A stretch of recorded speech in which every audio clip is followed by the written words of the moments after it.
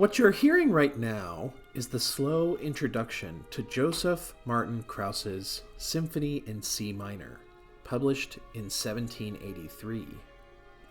This is Sonata She Wrote, the channel where we get just a little bit theoretical, and this slow introduction is certainly one of the highlights of the symphony. To hear it on its own, without me interrupting you, I encourage you to check out the video of either the first movement of this symphony, which includes my own analysis, or the entire symphony, which has no analysis, if you prefer to not be distracted. A practiced listener may also note its differences to typical slow introductions, especially of that time period. Remember the bombastic and fanfare-like opening to Haydn's La Reine, totally unlike this opening.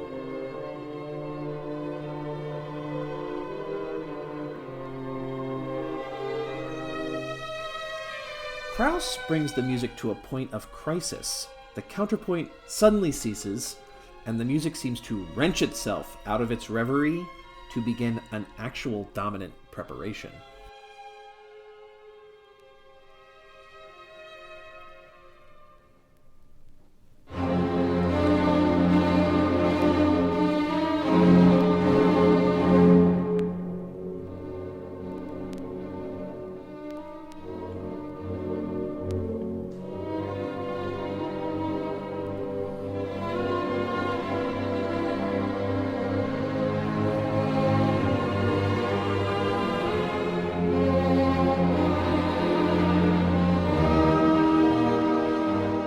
From here, the music is taking a more active role in solving its own problems.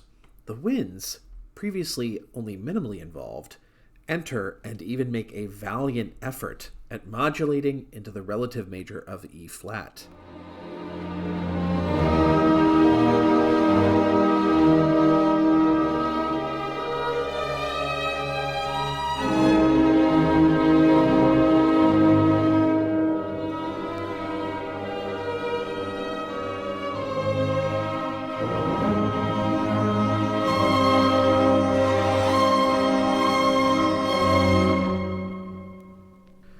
However, though the counterpoint remains, ascending scales eventually lead us to a predominant chord back in C minor. Although there is a caesura here, a slow introduction almost universally ends with a dominant preparation. This tonic, however, seems unwilling to cede its ground, even to move on to the sonata and cadences in bar 45. It then hesitatingly reaches a dominant chord in bar 49.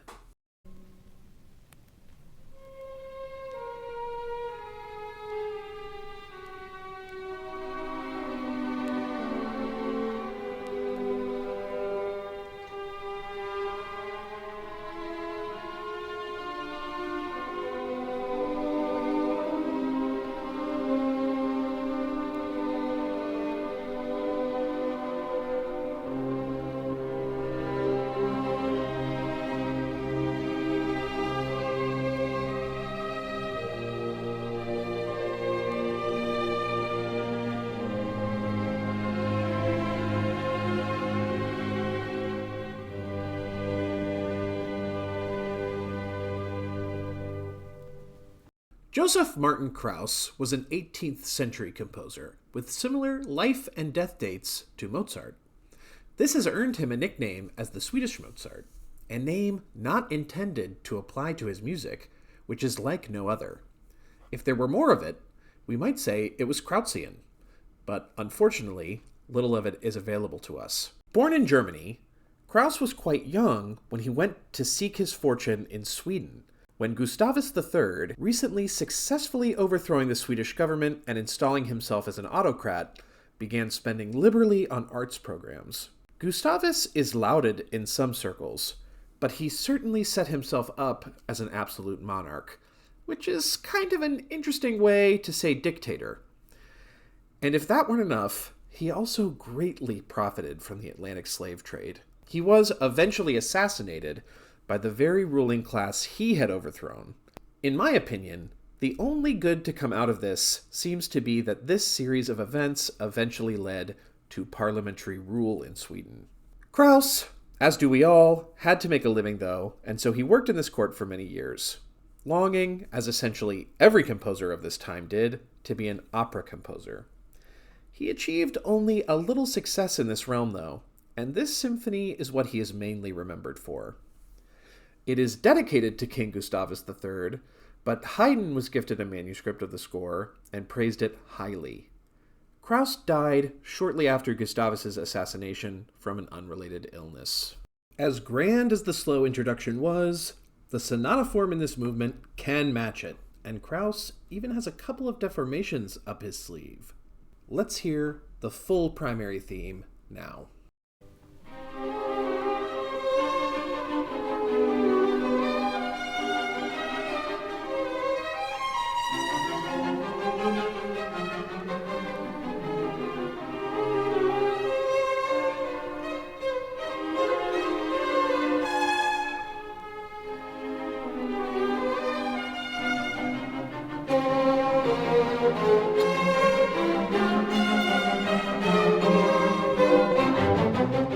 The primary theme contains many of the seeds for what we'll hear in the remainder of this symphony. Certainly, the opening move of circling dramatically in half steps around a dominant or tonic pitch will be a feature of this movement, as it is in much music we'd call Sturm und Drang. After a second, varied iteration of the theme, we move into the transition. Basses, cello, and bassoon take a commanding role here, with a motive you'll often hear them repeat. It's not an exact copy of the opening bar of the P theme, but they certainly share characteristics, including the upward leap of a sixth. This little motive is the key to the roadmap of this symphony.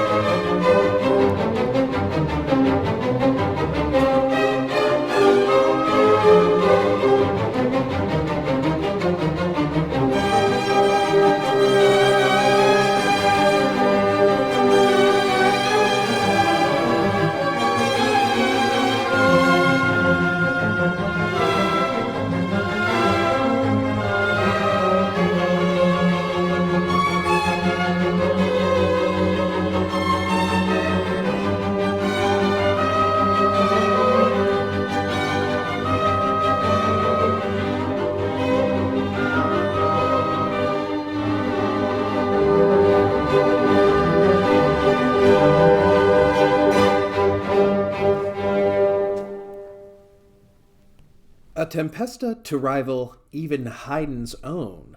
The sound of this section should be familiar to classical music fans, but for the uninitiated, the syncopation, especially this classical style which starts on a downbeat and then jumps off from there, much easier to play if you have musicians of limited skill and no rehearsal time, the disjointed bass line, chromatic secondary dominance, and sforzando resolutions on weak beats are just some of the effects common to this topic. The deformation here is the lack of modulation. Although the tempesta is struggling, one gets the sense it is not struggling to modulate, but rather to flex its muscles.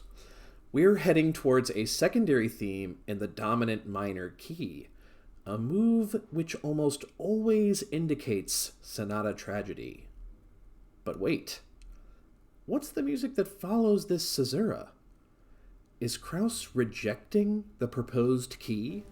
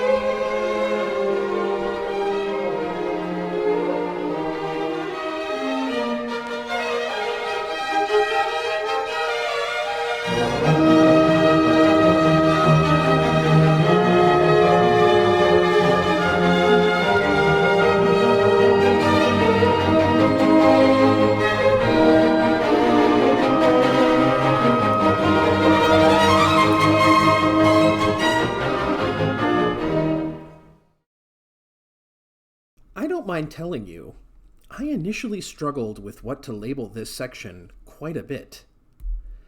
I first thought that the half cadence here was a medial caesura, albeit a rejected one, and we were headed towards a tri-modular block.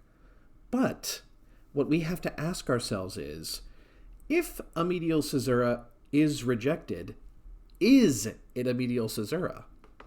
Fans of the channel may remember the Schubert piano trio had 2 attempted medial caesuras, both of which were rejected, meaning that they did not fulfill their structural role, but did fulfill their rhetorical role, in that they eventually led to an S. But where does this medial caesura lead? What I first thought of as an S theme, I think is more accurately called transition, potentially even TR2. What gave it away for me was a few things. First and foremost, much of the initial TR material repeats here, including the telling motive from the bass line. But also, our Tempesta reappears in E-flat major. Beautiful, but not the stuff of an S theme. The final cause for concern was that the new MC, which is accepted, is a PAC in E-flat major, which, of course, does go on to differing material. A medial caesura is rarely a PAC in any key, so initially I questioned whether this was actually an essential closure. I can't explain how I came to realize it was simply a deformed MC without giving the game away, so for now, trust me and I'll verify it for you at the correspondence measures in the recapitulation. Let's move on to our S theme.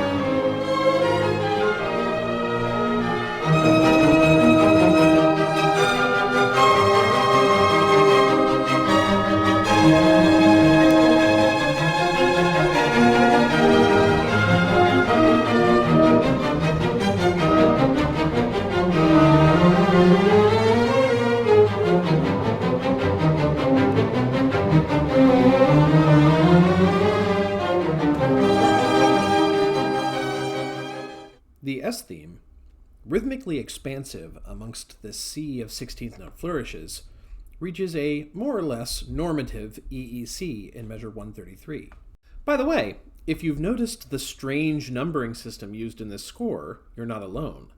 What the editor has done is label the introduction with measure numbers, and then begun numbering again at the start of the allegro.